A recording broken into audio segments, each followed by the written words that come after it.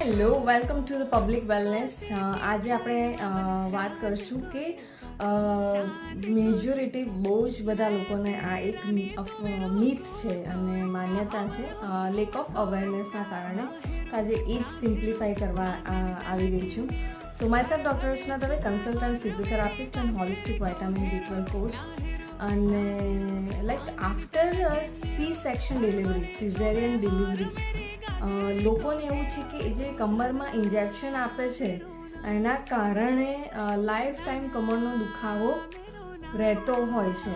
તો આ એક લાઈક કમ્પ્લીટલી આ મીથ છે, રાઈટ.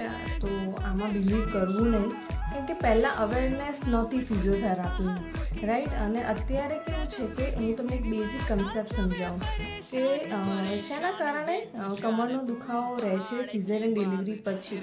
હા,